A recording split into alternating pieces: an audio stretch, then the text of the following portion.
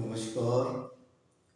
मैं दिलीप सुरू से राष्ट्रीय असम आईएएस एकेडमी आप सभी का हार्दिक स्वागत करता हूं।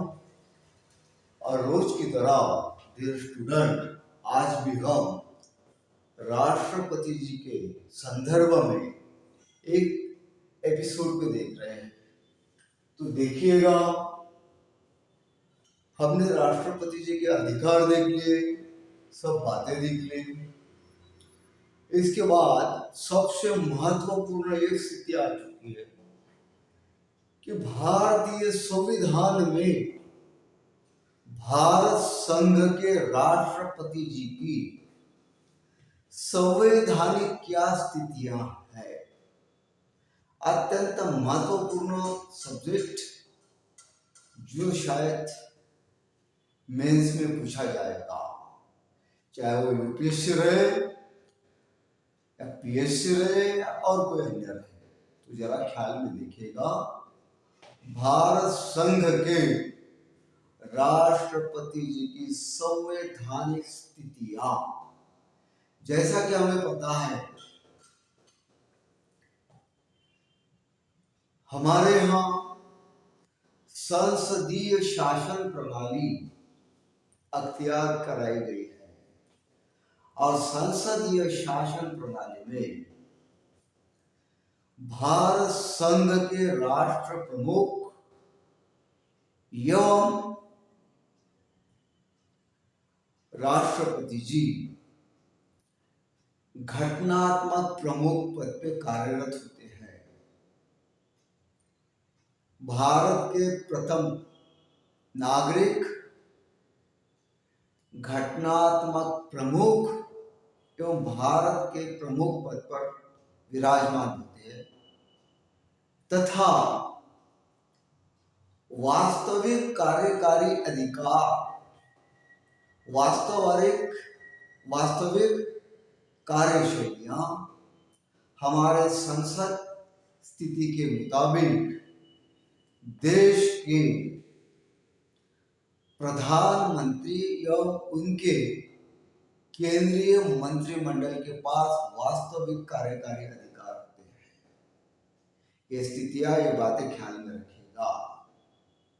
जैसा कि डॉक्टर बी.आर. आम्बेडकर जी ने कहा था, इस स्थिति के बारे में, भारत संघ के नाम से जितने भी कार्यकलाप होंगे वो एक प्रमुख व्यक्ति के नाम से होंगे और उन्हें ही राष्ट्रपति कहलाया जाएगा। ये बी.आर. आम्बेडकर जी ने अपने संविधान में कहा था। दूसरी बात, संवैधानिक स्थिति के मुताबिक राष्ट्रपति जी भारत संघ के राष्ट्र प्रमुख है, घटनात्मक प्रमुख है, लेकिन वास्तविक कार्यकारी प्रमुख ये भारत देश संघ के प्रधानमंत्री होते हैं तथा उनके साथ में मिलकर मंत्री परिषद होती है। एवं इसी के साथ में अब हम ये देखते हैं कि स्थितियां भी हमें स्पष्ट हो चुकी है, जो भी है, लेकिन संवैधानिक स्थिति राष्ट्रपति जी पोस्ट के बारे में अगर देखा जाए तो इनमें हमें थोड़ा सोचना पड़ेगा। जैसा कि हमारे संविधान के अनुच्छेद 53, अनुच्छेद 74 एवं अनुच्छेद 75 के बारे में सोचना पड़ेगा। तो देखिएगा स्टूडेंट, क्या होते हैं अनुच्छेद 53, अनुच्छेद 74 एवं अनुच्छेद 75, जिसमें भारत संघ के राष्ट्रपति जी के बारे में संवैधानिक स्थितियां बतलाई गई है। तो हम देखते हैं डियर स्टूडेंट, ख्याल में देखिए, ख्याल से देखिएगा, शांति से सुनिएगा, ताकि इसका प्रयोग आपके आने वाले करियर हेतु अवश्य मात्रा में होगा। एवं सभी दर्शकों भी, आप भी ख्याल से देखिएगा। अनुच्छेद 53 के मुताबिक, अनुच्छेद 53 के मुताबिक संघ की कार्यपालिका शक्तियां, संघ की कार्यपालिक शक्तियां राष्ट्रपति में निहित होगी। संघ के कार्यपालिका की शक्तियां राष्ट्रपति में निहित होगी, ऐसा संवैधानिक स्थितियां अनुच्छेद 53 कहलाती है। इसके बाद में इसका इलस्ट्रेशन अपन करेंगे। दूसरी बात देखिएगा, अनुच्छेद 74, अनुच्छेद 74 के मुताबिक राष्ट्रपति को सलाह या सहायता देने हेतु, सहायता करने हेतु संघ के प्रधानमंत्री एवं उनकी नेतृत्व वाले केंद्रीय मंत्रिपरिषद, केंद्रीय मंत्रिपरिषद संविधान के अनुसार अपने कर्तव्य राष्ट्रपति को कहने पर निर्भर करेगी। जैसा कि अनुच्छेद 74 क्या कहता है, संवैधानिक स्थितियों अनुच्छेद 74 के मुताबिक राष्ट्रपति को सलाह तथा सहायता हेतु संघ के प्रधानमंत्री और उनके नेतृत्व वाली केंद्रीय मंत्रिपरिषद संविधान के अनुसार अपने कर्तव्य राष्ट्रपति के सलाह पर निर्वहन करेगी। यह हो गई दूसरी बात। अब तीसरी बात हम देखते हैं, अनुच्छेद 75 क्या कहलाता है। संवैधानिक स्थितियां राष्ट्रपति जी की संविधान के मुताबिक अनुच्छेद 75 केंद्रीय मंत्रिपरिषद लोकसभा के प्रति सामूहिक रूप से उत्तरदायी होगी। एक अनुच्छेद 75 कहलाता है। केंद्रीय मंत्रिपरिषद लोकसभा के प्रति सामुदायिक तौर पर उत्तरदायी होगी। इसका मतलब ये हुआ सीधा सीधा कि हमने डेमोक्रेसी अपना ली है, लोकशाही सरकार हम काम करते हैं और लोकशाही सरकार में, डेमोक्रेसी गवर्नमेंट में वास्तविक सत्ता की तरफ जाने का रास्ता भारतीय नागरिक के मतदाता के रूप से ओर से चला जाता है। जैसा कि संसद बनी, लोकसभा, राज्यसभा तथा संसद का अभिन्न रूप राष्ट्रपति भी होते हैं। संसद में जो द्विसदनीय सभागृह है, लोकसभा का यहाँ पे चुनाव जब होता है तो वास्तविक तौर पर भारतीय नागरिकों के मतदाताओं की ओर से चुनवा कर ही संसद में, लोकसभा सदन में भिजवा जाते हैं रिप्रेजेंटेटिव। वही रिप्रेजेंटेटिव लोकसभा में कार्यरत होते हैं और लोकसभा में यदि किसी पार्टी को विशेष बहुमत, सत्ता सरकार स्थापन कराने हेतु जितना भी बहुमत चाहिए उतना यदि उन्हें प्राप्त होता है तो वो सरकार बना लेती है। उन्हीं में से ही मंत्रिपरिषद, कार्यकारी परिषद बनती है, जो कि वह अनुच्छेद 75 के मुताबिक लोकसभा के प्रति सामुदायिक तौर पर उत्तरदायी होती है। इसका मतलब सीधा सीधा देश के नागरिकों के प्रति जो रिप्रेजेंटेशन लोकसभा में दिया जाता है एमपी की ओर से, उनको ही मिनिस्ट्री ऑफ काउंसिल सीधी सीधी रिस्पॉन्सिबिलिटी की तरफ होती है। ये हो गया इसका आंसर। अब इसके बाद देखते हैं हम, ये देख लिया, इसके बाद देखते हैं हम राष्ट्रपति जी की कुछ स्थितियों में विवेक जन्य स्वतंत्रता है। जैसा कि भारतीय संघ के राष्ट्रपति जी को संवैधानिक विवेकता पूर्वक स्वतंत्रताएं न होते हुए विशेष परिस्थिति में संघ के राष्ट्रपति जी को अपने विवेक के अनुसार, अपने धैर्य, बुद्धिमत्ता, विवेकशीलता के मुताबिक कुछ निर्णय अनिवार्य स्थिति में लेने पड़ते हैं, उसके बारे में भी हम देख लेते हैं। जैसा कि लोकसभा में किसी भी दल को स्पष्ट तौर पर सरकार बनाने हेतु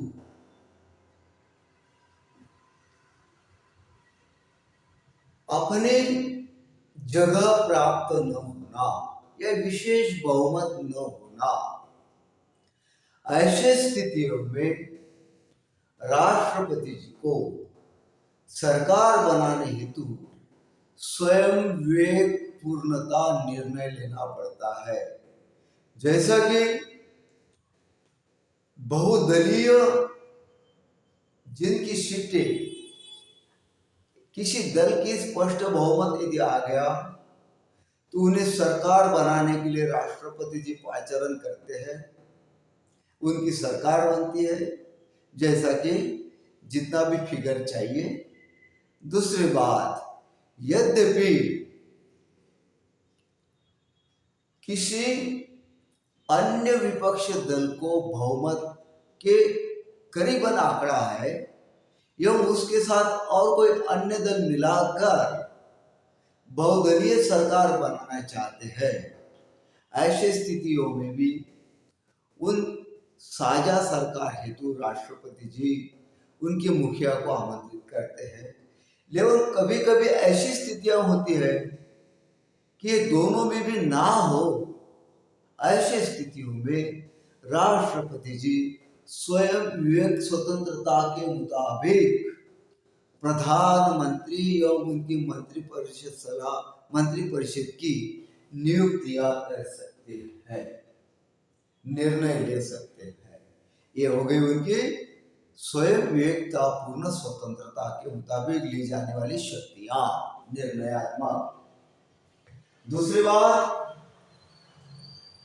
यद्यपि किसी कारणवश प्रधानमंत्री की मृत्यु हो जाती है, ऐसे समय स्पष्टता तौर पर उन्हें संभालने, वो सरकार को संभालने वाला उत्तराधिकारी प्राप्त न हो, ऐसे स्थितियों में भी राष्ट्रपति जी अपने विवेक बुद्धि के अनुसार विवेकतापूर्ण निर्णय करते हैं एवं प्रधानमंत्री जी की नियुक्ति करके सरकार को बनाने की कार्य करते हैं।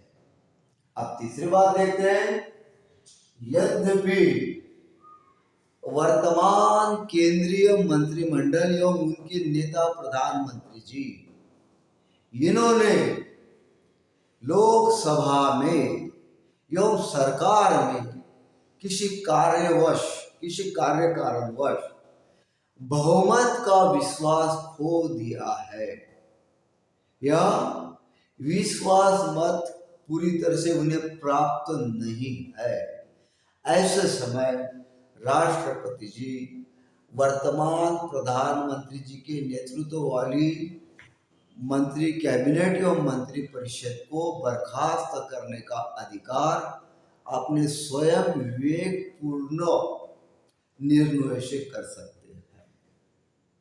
तीसरी बात, मंत्री परिषद ने यदि विश्वास खो दिया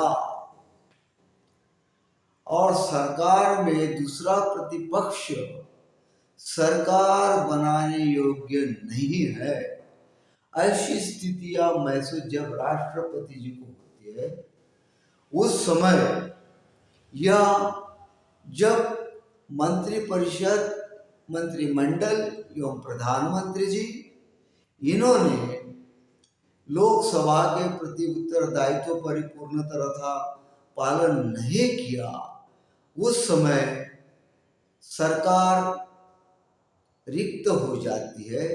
ऐसे समय चुनकर आए हुए देश की लोकसभा के सदस्यों को भी, यानी लोकसभा को भी विघटित किया जा सकता है और ये अधिकार विवेकता पूर्वक राष्ट्रपति जी को प्राप्त है। ये होगी उनकी संवैधानिक स्थितियां एवं उनके अलावा कुछ विवेकतापूर्ण अधिकार।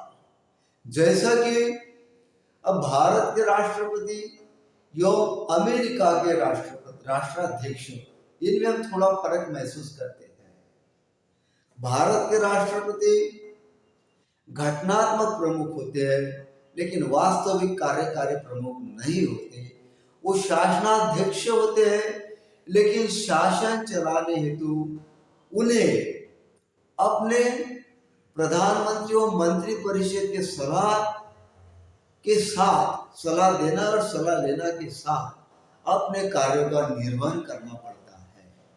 लेकिन अमेरिका में राष्ट्राध्यक्ष स्वयं के मुताबिक वहां का कारभार चलाते हैं सेंट्रल लेवल पे। एवं किसी कैबिनेट सचिव को जब चाहे तब निकाल दिया जा सकता है, जब चाहे तब दूसरे को रखा जा सकता है। अमेरिका के राष्ट्राध्यक्ष का अधिकार है।